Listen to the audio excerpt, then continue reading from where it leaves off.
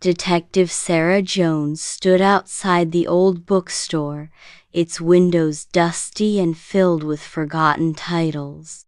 Inside, the owner, Mr. Abernathy, lay unconscious.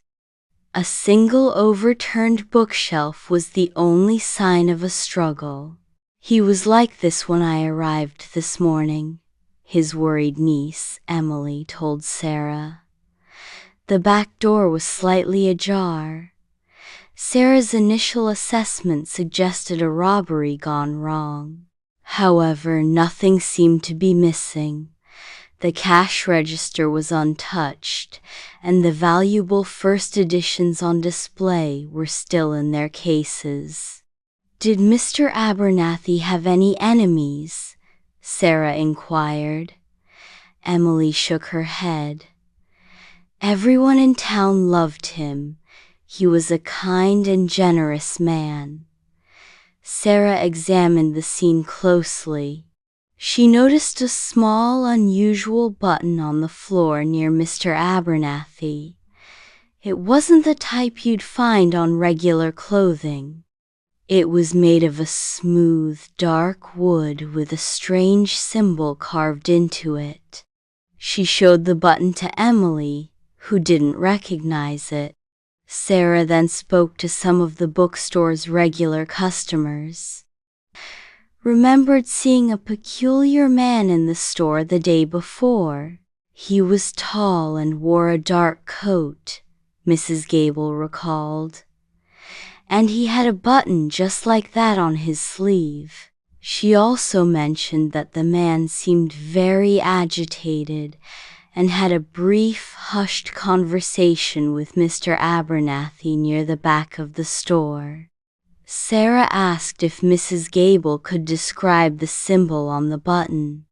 The elderly woman drew a rough sketch, a circle with a small triangle inside. Sarah felt a flicker of recognition.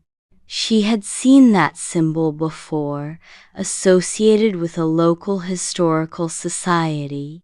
She visited the society and showed them the button and the sketch. The curator identified it as belonging to a rare antique coat worn by members of a specific branch of the society. He provided Sarah with a list of current members. Among the names, one stood out: Mr. Alistair Finch. He had a reputation for being eccentric and had recently been involved in a dispute with Mr. Abernathy over some historical documents. Sarah paid Mr. Finch a visit. He was reluctant to talk, but Sarah noticed a dark coat hanging in his hallway, with one button missing. When she presented the found button, his denial faltered. It turned out that Finch had gone to the bookstore to confront Mr. Abernathy. Their argument had escalated, leading to a brief scuffle during which the button had fallen off.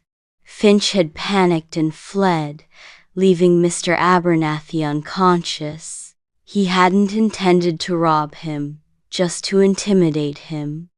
Mr. Abernathy eventually regained consciousness and confirmed Mrs. Gable's account of the agitated man.